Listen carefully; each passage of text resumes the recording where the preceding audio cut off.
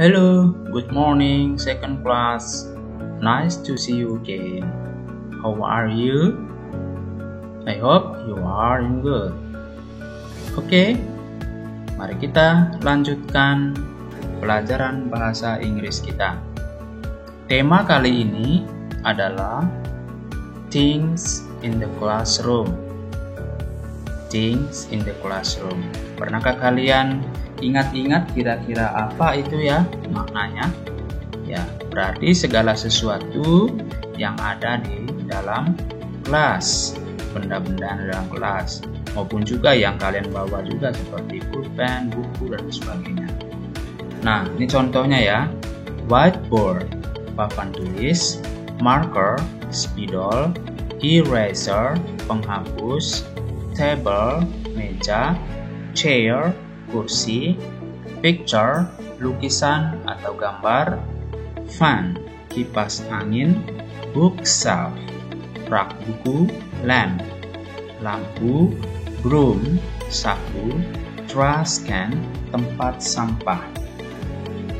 Nah, ini sekarang kalian coba menghafal benda-benda tersebut dengan menggunakan bahasa Inggris yang tadi Mister sampaikan ya. Whiteboard, papan tulis. Jadi kalau papan tulisnya warna hitam di kelas kalian berarti blackboard. Lalu ada marker. Marker itu spidol ya. Lalu eraser, penghapus, table, meja, chair, kursi, picture, lukisan, fan, kipas angin, bookshelf, rak buku, lamp, lampu, trash can, tempat sampah. Nah, anak-anak, itu dari segi vocabulary atau kata-kata yang berhubungan dengan benda-benda yang ada dalam kelas. Nah, yang Mister lupa tadi, coba kalian ingatin baik-baik dan pelajari bahasa Inggrisnya. Sekarang Mister mau menjelaskan penggunaan kata depan, yaitu on, in, under, dan beside. Hanya itu dulu ya, on, in, under, dan beside. Nanti kalau banyakannya akan kalian pelajari di kelas-kelas selanjutnya. On itu artinya di atas, in di dalam, under di bawah, beside di samping atau sebelah. Untuk mengatakan letak suatu benda terhadap benda yang lain, kita menggunakan yang namanya preposition atau kata depan. Dari beberapa kata letak posisi di atas, mari kita pahami maknanya. Karena di dalam bahasa Inggris, pengertian letak benda atau posisi benda terhadap benda yang lain, kata-katanya cukup banyak dan mengandung pengertian yang berbeda. Ya, contoh di atas saja ada beberapa kata, misalnya on, above, dan sebagainya. Coba kita lihat nih. Ada kata on, ada above, ada up, ada over.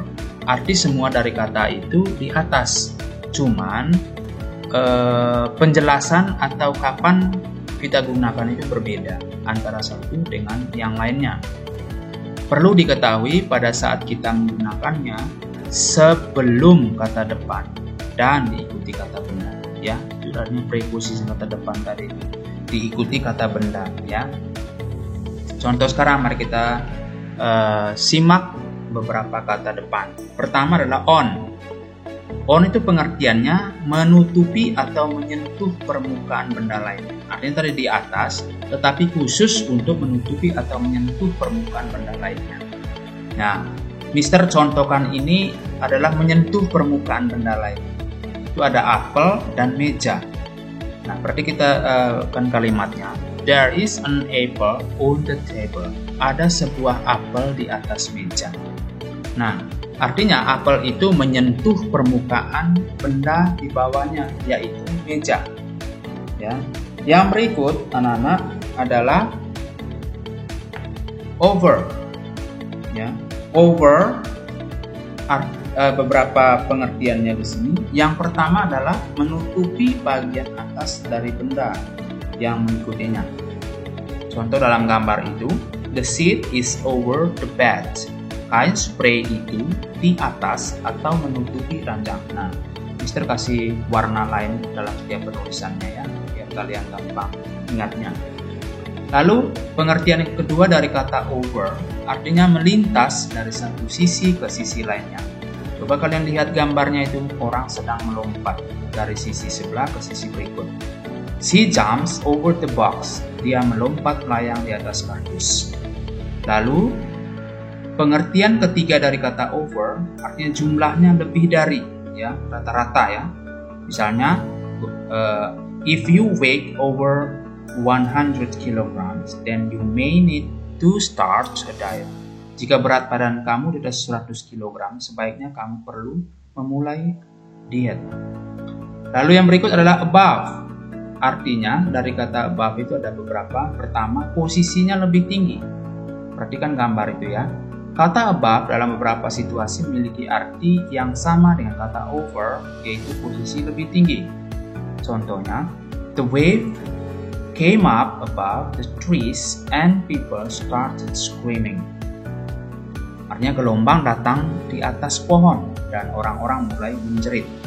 Nah, di atas itu maksudnya bukan gelombangnya datang dari pohon ya, tetapi ketinggian gelombang atau ombak itu melampaui pohon atau di atas pohon rata.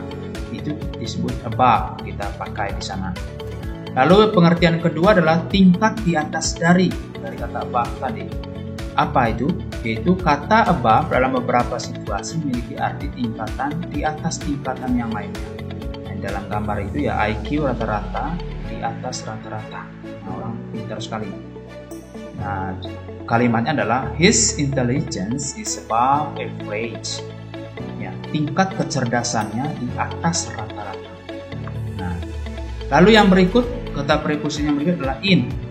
Artinya in itu di dalam. Banyak sekali ya in di dalam, terus di berhubungan dengan waktu, in time dan lain sebagainya, atau peta ya, di jalan misalnya dan sebagainya. Tetapi Mister hanya jelaskan dulu in di dalam bentuk preposition. Perhatikan gambar kucing itu letaknya. Ya, that cat is in the box. Kucing itu berada di dalam kardus. Nah, sekarang under, below, beneath, and underneath artinya semua kata itu adalah di bawah. Cuman pengertiannya berbeda. Mari kita lihat ya. Under, kata under adalah suatu benda yang berada di bawah benda lainnya dan tertutupi. Contoh, the ball is under the table. Below, below adalah suatu kata benda yang berada di bawah benda lainnya namun berjarak. Contohnya, please answer these questions below. Ini berhubungan dengan jarak yang ada di dalam buku atau kata-kata atau kalimat. Lalu beneath, kata ini penggunaannya hampir sama dengan below karena memiliki jarak. Namun beneath lebih banyak digunakan pada kata-kata dari sebuah sastra. Contoh, I walk together with him beneath to the moonlight. Aku berjalan bersama-sama dengannya di bawah sinar rembulan. Lalu underneath, underneath memiliki arti di bawah. Underneath hampir sama dengan under, namun benda yang dibicarakan tepat berada di bawah benda lain dan benar-benar tertutup. Contoh, I put some money for you underneath the pillow.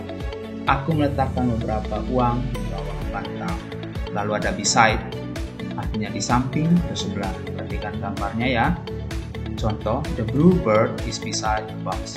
Burung biru itu berada di sebelah kardus atau kotak. Nah, anak-anak, demikian dulu materi kita hari ini.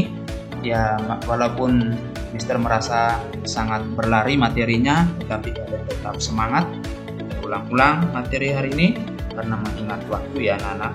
Nah, untuk tugasnya kalian kerjakan halaman 16 dan 17 di buku modul kalian. Halaman 16 dan 17.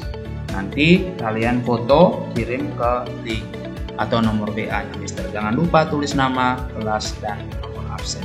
Akhirnya, sampai di sini dulu. See you next time.